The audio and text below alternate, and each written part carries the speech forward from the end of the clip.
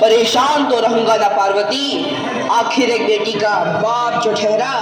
पार्वती, अब उसके हाथ पीले करने का समय आ गया है। पर हमारी आनंदी तो अभी सिर्फ 9 साल की है। अभी तो उसके पढ़ने लिखने और खेलने कूदने के दिन हैं। देख पार्वती, लड़कियां पराया धन होती है और जितना जल्दी इन्हें घर से विदा कर दे उतना अच्छा है। कल से आनंद की पढ़ाई लिखाई बंद। पर बापू, इसमें मेरी क्या गलती है? आप मुझे पढ़ाई करने क्यों नहीं देते? तेरी गलती है कि तू एक लड़की है। लड़का होती तो क्या बापू? लड़का होती तो क्या? ए लड़की, ज्यादा जबान ना चला, नहीं तो जबान हलक से खींचकर बाहर निकाल दूंगा। बापू, मैं पढ़ लिख कर कुछ बनना चाहती हूँ। मेरी पढ़ाई ना रोको बापू। आनंदी, तुझे पढ़ना है तो पढ़, लेकिन सारी उम्र बाप की छाती पर यूं बोझ बनकर ना बैठ। पर बापू, अभी तो मेरी उम्र पढ़ाई लिखाई की है। मुझे पढ़ लिख कर डॉक्टर बनना है। पढ़ाई पढ़ाई पढ़ाई, आज तो तेरी इन किताबों का काम तमाम करके ही छोड़ूंगा। ये ले। नहीं बापू, मत छोड़ो बापू। मत छोड़ी। नहीं बापू, नहीं। बापू, ये तुमने क्या किया? तुमने मेरी इन किताबों को ही नहीं फाड़ा बापू, मेरी किस्मत फाड़ दी, मेरी किस्मत। ये कापी किताबें ना सिर्फ छोरों के हाथ में अच्छी लगती है। लड़कियों के हाथ में तो सिर्फ मेहंदी अच्छी लगती है, मेहंदी। पर बापू, मैं लड़की हूँ तो क्या हुआ? लड़का और लड़की तो हमारी दोनों आंखों के समान होते हैं। चुप कर आनंदी, और यह एहसान मान कि अब तक जिंदा है तू। कहीं बचपन में गला दबाकर मार दिया होता तो यह तेरी बकबक नहीं सुननी पड़ती आज। पर बापू, मुझे चूल्हा जलाना अच्छा ना लगे है। देख छोरी, जितना जल्दी हो तू चूल्हा जलाना सीख ले, उतना ही अच्छा है तेरे लिए। और हाँ, तेरा ब्याह तो होगा, वो भी कल के कल। अबला जीवन है तुम्हारी यही कहानी। आंचल में है दूध और आंखों में है पानी। मुझे माफ कर दे बेटी, तेरे बापू के जिद के आगे मेरी एक न चलेगी। माफ कर दे बेटी, मुझे माफ कर दे। इस प्रकार मात्र 9 वर्ष की छोटी उम्र में आनंदी का विवाह गोपाल राव जोशी से हो गया। बाल विवाह एक सामाजिक कुरीति है और इस कुप्रथा का शिकार होना पड़ा आनंदी को। 5 वर्ष बाद आनंदी 14 साल की हो गई है। उसके घर एक शिशु ने जन्म लिया है। देखते हैं आगे क्या हो। देखिए ना, इसे क्या हो गया है?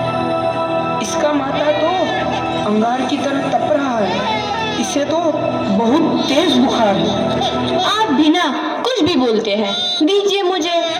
माधव, जल्दी से वैद्य जी को बुला के लाओ। जी, अभी बुला के लाता हूँ। ये तुम क्या कर रही हो आनंदी? भगवान की विभूति लगा रही हूँ। बस करो आनंदी, ये सब अंधविश्वास है। अरे आप यकीन तो कीजिए, भगवान की कृपा से इसका माथा ठंडा हो रहा है और बुखार भी उतर गया है ना बाबू? देखिए, दीजिए मुझे। उठो बाबू, आंखें खोलो, तुम्हें तुम्हारी माँ बुला रही है। आंखें खोलो, देखिए ना इसे क्या हो गया है। आंखें भी नहीं खोल रहा। आंखें खोलो बेटा। आप चुप क्यों है? आंखें खोलो बेटा, आंखें खोलो। आनंदी, हमारा बेटा कभी आंखें नहीं खोलेगा। नहीं, ऐसा नहीं हो सकता।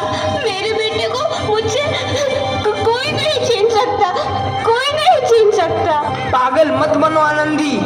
माधव,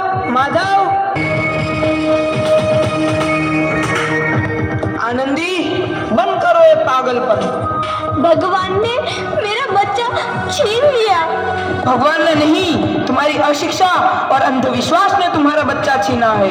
अगर तुम पढ़ी लिखी होती तो आज हमारा शिशु जीवित होता। तुम अनपढ़ थी आनंदी, अनपढ़। नहीं, अब मैं अनपढ़ नहीं रहूंगी मैं अनपढ़। मैं पढ़ूंगी ताकि कल किसी और आनंदी को इलाज के अभाव में अपना बच्चा ना खोना पड़े। शाबाश आनंदी, और यही तुम्हारे अपराध के लिए प्रायश्चित भी है। हमसे बिखर तू है सबके अंदर छोड़। आनंदी, तुम्हारी 12वीं का परिणाम आ गया है। तुमने पूरे कॉलेज में प्रथम स्थान अर्जित किया है। दिल खुश जहां तेरी आनंदी, तुम्हारी मेहनत रंग लाई है। तुम्हें शिक्षा वृत्ति मिली है। ये लो तुम्हारे अमेरिका जाने की टिकट। मुझे शिक्षा वृत्ति मिल गई, मैं अमेरिका जा रही हूँ। पर ये सब मैं अकेले कैसे?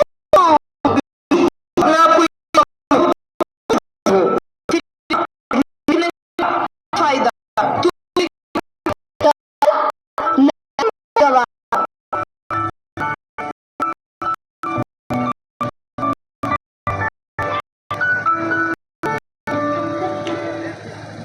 तो इस प्रकार 7 अप्रैल 1883 को आनंदी अमेरिका के पेंसिल्वेनिया के लिए रवाना हुई और 3 साल बाद उन्होंने डॉक्टर ऑफ मेडिसिन की उपाधि प्राप्त कर ली।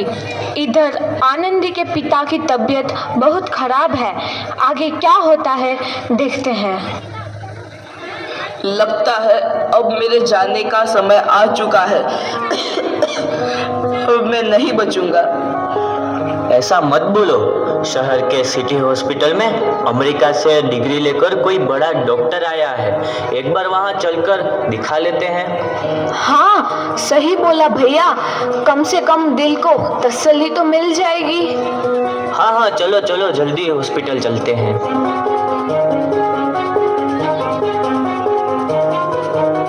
इस मरीज की हालत तो बहुत ही खराब है। कोई चमत्कार ही इसे बचा सकता है।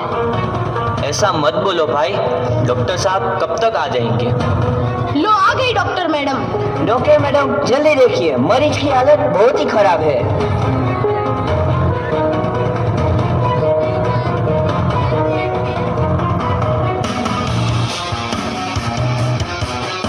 अब आप बिल्कुल ठीक हैं। मौत के मुंह से आपको बचाया है डॉक्टर मैडम ने। डॉक्टर साहब ने मुझे बचा लिया। मुझे मिलना है डॉक्टर साहब से। डॉक्टर साहब नहीं, डॉक्टर मैडम बोलो। डॉक्टर मैडम, उन्होंने ही तुम्हें जीवन दान दिया है। लो आ गई डॉक्टर मैडम, मिल लो उनसे। डॉक्टर मैडम, आपका बहुत बहुत धन्यवाद। आपने मेरी जान बचाई। इसके बदले में मैं गरीब भला आपको क्या दे सकता हूँ? वचन चाहिए मुझे कि कभी ये नहीं कहोगे कि लड़कियां कुछ नहीं कर सकती। वचन? ये कैसा वचन? अरे श्यामलाल, तुमने पहचाना नहीं? तुम्हारी बेटी आनंदी। आनंदी? मेरी बेटी आनंदी डॉक्टर? हाँ बापू, वही आनंदी जिसके लिए बचपन में तूने चूल्हा और दूल्हा के अलावा कुछ नहीं सोचा था। आनंदी, आनंदी मेरी बेटी, मुझे माफ कर दे। मैं तेरा गुनहगार हूँ बेटी। नहीं नहीं बापू, वही आनंदी जिसके हाथ पीले करके तुम उसकी सारी जिंदगी काला कर देना चाहते थे। माफ कर दे मुझे मेरी बच्ची, माफ कर दे। मैं तेरा अपराधी हूँ मेरी बच्ची, माफ कर दे। नहीं बापू, मैंने तो तेरा एहसान चुकाया है। याद है ना अपना एहसान जो बचपन में तुमने मुझ पर किया था? ताने सुना सुना कर जीते जी मार डाला था मुझको। अब बोल, और किस किस को मारेगा? आनंदी बेटी, मुझे माफ कर दे मेरी बच्ची।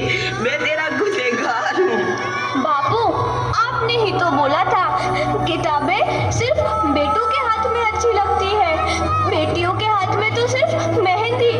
बेटों और बेटियों में फर्क करना दो आंखों में फर्क करने समान है। एक का पढ़ना और दूसरे का ना पढ़ना सामाजिक अंधकार है बापू, सामाजिक अंधकार।